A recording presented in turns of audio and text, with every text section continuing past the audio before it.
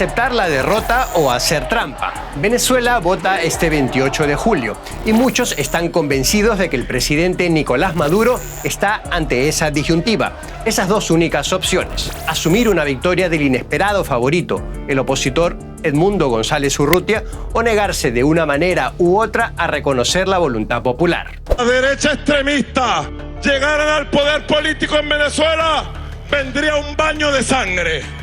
Lo cierto es que el panorama parece más prometedor que nunca para la oposición venezolana. En las calles se respiran aires de cambio tras 25 años de chavismo y la presión internacional aumenta para garantizar que las elecciones venezolanas no desemboquen en un fraude.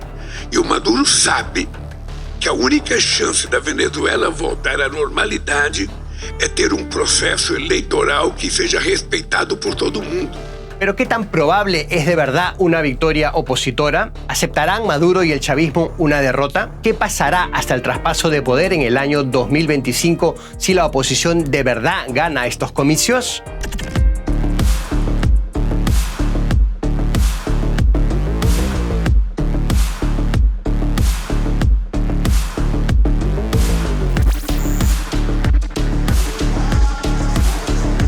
Así cerraba Nicolás Maduro una campaña electoral accidentada y cargada de sorpresas poco alentadoras para el chavismo.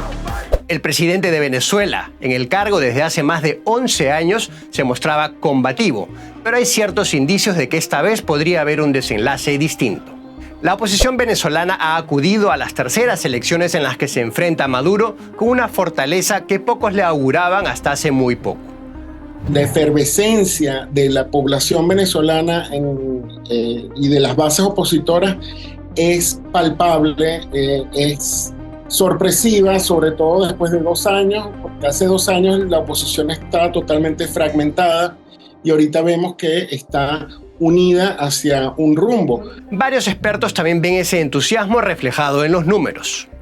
Aunque muchos denuncian la difusión de sondeos falsos en medio de la guerra sucia de la recta final de la campaña, las encuestadoras más serias le otorgan a González Urrutia una ventaja contundente, con una intención de voto de más del 50%, frente a alrededor del 25% que obtendría Maduro. Cifras que hay que tomar con cautela en un ambiente tan polarizado como el venezolano, pero que para algunos observadores reflejan una tendencia muy clara. Hay una coincidencia importante en lo que están diciendo las 6 o 7 encuestadoras con más tradición y con mejor reputación en el mercado nacional, ¿no? Y esa coincidencia lo que está diciendo es que hay una holgura muy importante hacia el favoritismo por Edmundo González Urrutia, ¿no? Y esa holgura es una brecha importante que pues va entre 20 y 30 puntos de diferencia, ¿no? Y mucho apunta a que esa brecha se debe también a los errores de cálculo del chavismo. Después de los comicios de 2018, celebrados sin verdaderos rivales electorales y que no gozaron del reconocimiento internacional, Maduro necesitaba o necesita una elección que legitime su gobierno para conseguir el levantamiento de las sanciones internacionales. Por eso aceptó en octubre de 2023 un acuerdo para celebrar elecciones con garantías electorales. Uno de los factores por los que apostaba el chavismo es el ligero alivio económico, tras el hundimiento de la última década. La economía venezolana empezó a contraerse en 2014, un año tras la llegada al poder de Maduro, y tras llegar a desplomarse en un menos 20% e incluso un menos 30%, se ha recuperado en los últimos 3 años y para 2024 se espera un crecimiento del 4%. También hay leves mejorías en relación con los peores años de la crisis. Y sin duda ha mejorado el tema del abastecimiento, sobre todo en Caracas se encuentra todo lo que uno necesita. No estamos viendo la crisis de escasez que estábamos viviendo hace unos años. Eso es producto también de que una flexibilización del control de cambio que el gobierno ha implementado. Eso incluso hizo que bajara la hiperinflación que habíamos tenido por 8 años.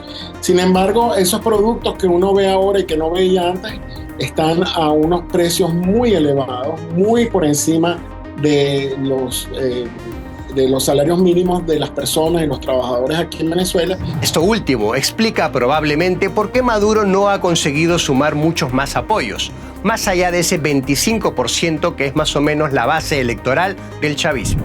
Y es que pese a que Venezuela ya no registra la hiperinflación astronómica que llegó a tener en 2018, sigue teniendo una de las tasas de inflación más altas del continente, con una proyección de un 50% solo para este año. Pero hay otro aspecto clave para entender los errores de cálculo de Maduro que han llevado a González Urrutia quizás a las puertas de una victoria electoral: la unidad opositora.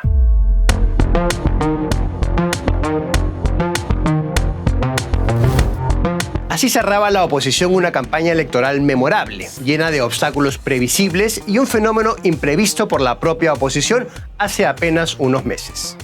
Edmundo González Urrutia, un exdiplomático de 74 años de apariencia calmada y un discurso conciliador, es un candidato bastante improbable. La ventaja que tenemos es histórica. En abril de este año, la opositora Plataforma Unitaria lo nombró candidato como último recurso, después de que las autoridades electorales, controladas por el chavismo, impidieran primero la inscripción de la principal líder opositora, María Corina Machado, y luego de su primera elección para sustituirla en esa elección, Corina Yaris. El candidato tapa, como se llamaba inicialmente a González Urrutia porque su principal función era la de mantener con vida la inscripción legal opositora, se convirtió así de repente en el factor sorpresa, luego de que su bajo perfil probablemente convenciera al chavismo de que González Urrutia no sería rival para Maduro. El gobierno inhabilita a María Corina Machado y entonces la duda estaba si María Corina sería capaz de transferir esa intención de voto a un tercer candidato que pudiera ser aceptable por el oficialismo, pero también aceptable por las fuerzas, los liderazgos políticos opositores. Pero la sorpresa también tiene que ver mucho con la actitud general de la oposición. Todo empezó cuando la oposición reconoció que la idea de promover la abstención siempre era una estrategia fallida. Yo creo que la oposición en los últimos años ha entendido que las elecciones, aún en condiciones injustas, les pueden servir como una oportunidad de conectarse con la gente y con una población que está cada vez más harta del sufrimiento económico y de la represión política.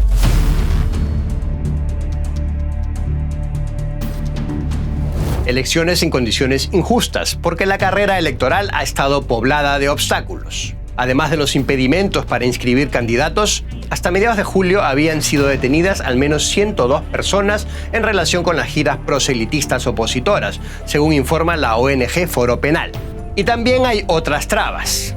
Aquí las elecciones tienden a tener muchas trampas, que no son fraude como tal, sino que son lo que llama la oposición o lo que la oposición denuncia como trampas legalizadas. El ventajismo es evidente. Aquí se ven puras afiches y vallas del oficialismo, una que otra de estos candidatos independientes, pero ninguna de Edmundo González Urrutia. ¿Y podrían todas estas trabas al final dar resultado? ¿Es posible un escenario electoral en el que Maduro gane la reelección?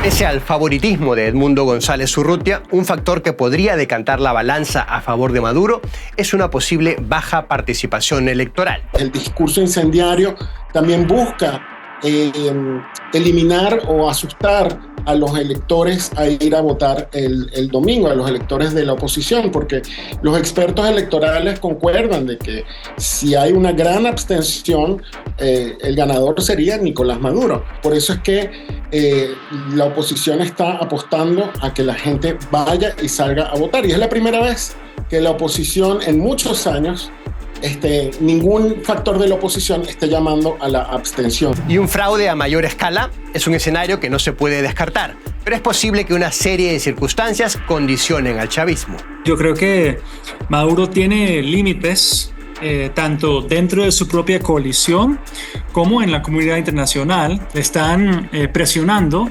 hacia una elección que, si bien no es perfectamente libre, es una elección medianamente competitiva, bajo la cual la oposición tiene la mejor chance de poder ganar que han tenido en los últimos 20 años. La presión internacional, en todo caso, se ha dejado sentir en los últimos días, así como el nerviosismo de Maduro, que ha adoptado un tono hostil incluso con algunos líderes regionales con los que tenía mejores relaciones en el pasado.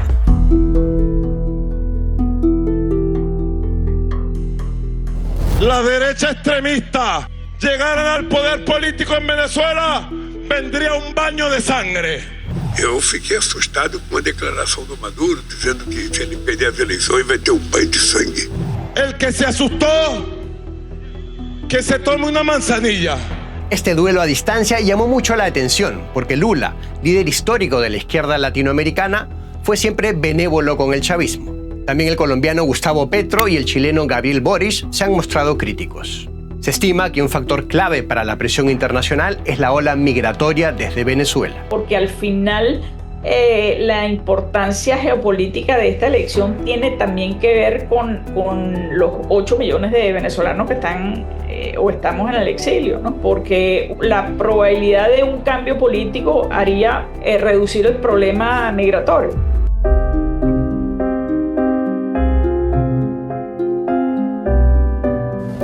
¿Qué podría pasar entonces tras las elecciones del domingo si no hay un fraude electoral y si el chavismo admite su derrota?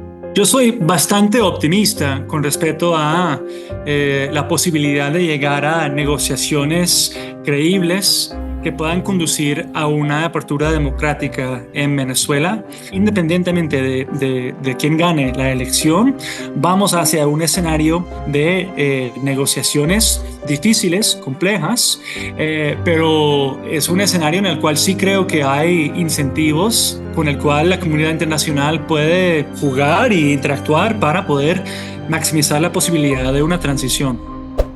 Es un escenario complejo pero plausible, sobre todo teniendo en cuenta el largo periodo de transición desde las elecciones hasta el inicio del nuevo gobierno, previsto para enero de 2025. Casi 6 largos meses para resolver la disyuntiva de Maduro, que podrían convertirse en un periodo de incertidumbre e incluso de conflicto, y que, en el mejor de los casos, se podrían saldar con el comienzo de una nueva era en Venezuela.